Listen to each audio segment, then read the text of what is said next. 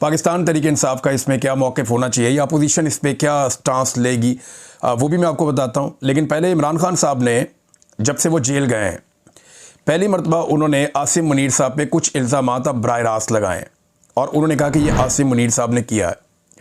इससे पहले इमरान खान साहब जब भी बात करते थे तो वो गोल बात करते थे, वो एक मार्जिन रखते थे। लेकिन अब उन्होंने फील्ड मार्शल आसिम मुनीर के लिए वो मार्जिन ख़त्म किया। कुछ अर्सा पहले उन्होंने मार्शल लॉ, आसिम लॉ, इन चीज़ों का जिक्र शुरू किया था।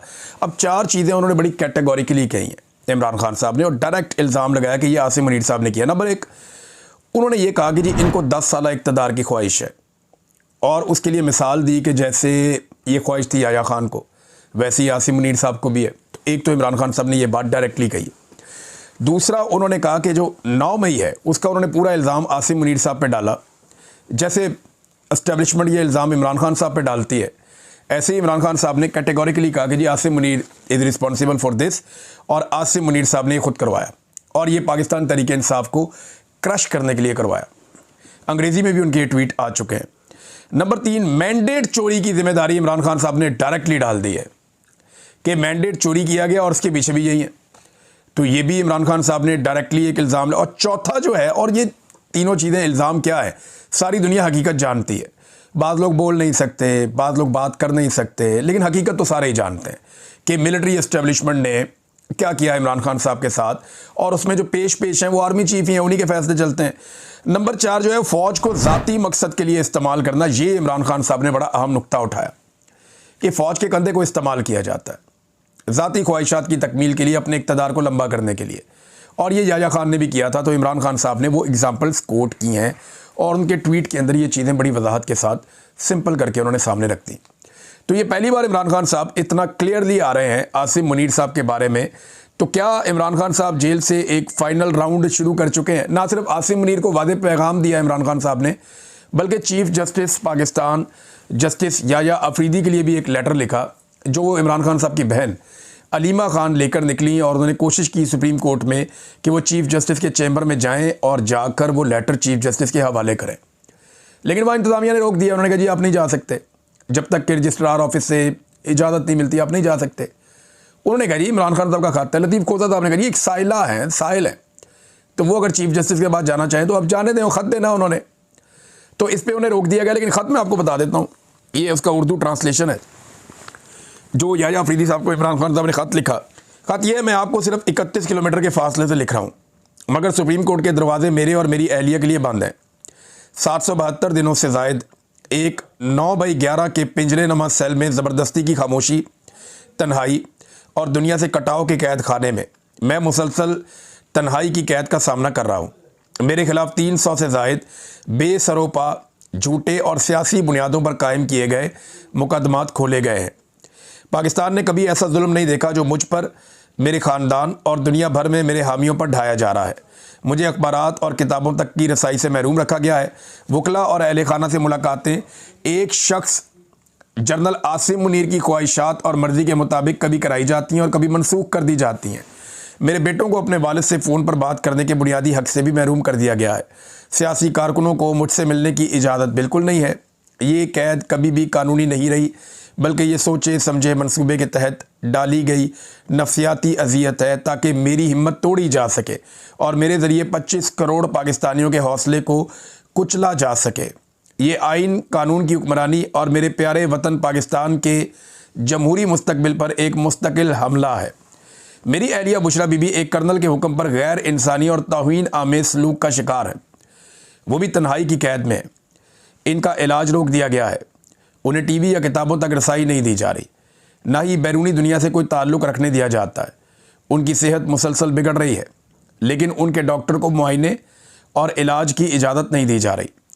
पाकिस्तानी कानून औरतों को महज इनके सनफ़ी मकाम की वजह से ज़मानत में ख़ुसूसी रियायत देता है, और हमारी आला अदालतों ने करार दिया है कि ख़वातीन कैदी रियायत की मुस्तहिक है। लेकिन बुशरा बीबी के मामले में ये उसूल यकसर मुअत्तल कर दिया गया है। ये जुल्म की इंतहा है। इनके तमाम कानूनी हकूक़ उनसे छीन लिए गए हैं कि वो सिर्फ मेरी अहलिया है। पाकिस्तान भर में हज़ारों कारकुन और हामी जेलों में सड़ रहे हैं। इनमें से कई को अगवा किया गया, तशद्दुद का निशाना बनाया गया और आइनी ज़मानतों की सरीह खिलाफ वर्जी करते हुए फ़ौजी अदालतों में मुकदमात चलाए गए। बैरिस्टर अहसान न्याजी को फ़ौजी हुकाम ने उठाया, अजियत दी और महज मेरा भांजा होने के जुर्म में 10 साल कैद की भयानक सज़ा सुनाई। मेरी बहनों को नाइंसाफ़ी से कैद किया गया। मेरे भांजे शहरयार और शेरशाह का भी नाहक उन्हें कैद का शिकार किया गया। मेरे ख़ानदान के साथ होने वाला ये जुल्म पाकिस्तान की तारीख़ में ऐसी मिसाल नहीं मिलती। अदालतें जो आज़ादी की ज़ामिन होनी चाहिए, उन्हें पाकिस्तान की सबसे बड़ी सियासी जमात को कुचलने के लिए हथियार बना दिया गया है। इन सब ज़ालिमाना हरबों के बावजूद, मेरी अपनी कैद और तमाम आवाज़ों को दबाने के बावजूद पाकिस्तान तहरीक इंसाफ ने 8 फरवरी 2024 के इंतखाबात में तारीख़ी कामयाबी हासिल की। लेकिन अवाम का मैंडेट एक ही रात में चुरा लिया गया। जमहूरियत को मजाक और आइन को शहीद कर दिया गया। इस धांधली की तौसीक और मोहर तस्दीक कॉमनवेल्थ 2024 की लीक होने वाली रिपोर्ट ने कर दी। नाम नहाद 26वीं आइनी तरमीम को इस इंतखाबी डकैती को कानूनी जवाब देने के लिए इस्तेमाल किया गया, जबकि उसके खिलाफ दायर दरखास्तें आज भी आपकी अदालत में इल्तवा का शिकार है। अब 26वीं आइनी तरमीम के बेनिफिशरी हैं ये चीफ जस्टिस, और इमरान खान साहब उसी चीफ जस्टिस को 26वीं आइनी तरमीम के बारे में लिख रहे हैं। देखें ना कैसी पाकिस्तान की बदकिस्मती है कि जो 26वीं आइनी तरमीम का बेनिफिशरी है वो कैसे 26वीं आइनी तरमीम के खिलाफ दरखास्त लगने देगा।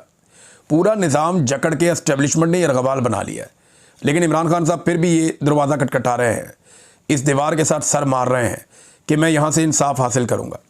इस्लामाबाद हाई कोर्ट के मशकूक रवैये के तहत उसके चीफ जस्टिस सरफराज डोगर ने जानबूझकर मेरे अलकादर ट्रस्ट और तोशाखाना रिवीजन मुकदमात को समाअत के लिए मुकर्रर नहीं किया। बहरहाल अब ये ख़त इमरान खान साहब ने लिखा है तो ख़बर आई है कि 25 सितंबर को तोशाखाना वाला बाद में होगा, लेकिन क्योंकि उसकी वो चाहते हैं इमरान खान साहब के वो केस लगे और नीचे से वो उनको इंसाफ मिले। लेकिन जो अलकादर यूनिवर्सिटी वाला केस है वहाँ तो वो सज़ा की मुअत्तली चाहते हैं। अलकादर यूनिवर्सिटी वाले केस में उनको ज़मानत मिल सकती है। अगर उन्हें ज़मानत मिल गई तो इमरान खान साहब फौरी तौर पर रिहा हो सकते हैं। लेकिन देखिए तरीका वारदात क्या है कि अलकादर वाला केस तब सुना जाएगा जब तोशाखाना 2 के अंदर सज़ा हो जाएगी। जब तोशाखाना 2 में सज़ा हो जाएगी फिर अलकादर केस सुना जाएगा। अब इमरान खान साहब के पास 2 ऑप्शन है, या तो अलकादर केस में उनकी फौरी तौर पे ज़मानत हो और वो बाहर आ जाएं, और तोशाखाना 2 में जब उनको सज़ा हो तो वो फिर अदालत से रुजू कर लें, या दूसरा केस उनके पास एक ऑप्शन ये है कि वो तोशाखाना 2 के अंदर समाअत को रुकवा दें कि जनाब ये समाअत आप रोकें, ये केस ठीक नहीं सुना जा रहा। तो वो समाअत को रुकवा के उसके बाद अपनी बेल हासिल करें और फिर बाहर आ जाएं अलकादर वाले केस में। लेकिन एस्टेब्लिशमेंट नहीं चाहती कि इमरान खान साहब बाहर आएँ, और इस वक्त जनरल आसिम मुनीर और इमरान खान के बीच में एक लड़ाई चल रही है। कोई माने या ना माने, ये लड़ाई एक्चुअली एस्टेब्लिशमेंट और इमरान खान के बीच में। अब इनमें से जो जीतेगा वही आगे बढ़ेगा। अवाम इमरान खान के साथ खड़ी है, जबकि एस्टेब्लिशमेंट ने अपनी होशियारी से दुनिया में कुछ ताकतों को काबू कर लिया है। पाकिस्तान में पूरे निज़ाम को उन्होंने यरगमाल बनाया हुआ है। भारत और ताकत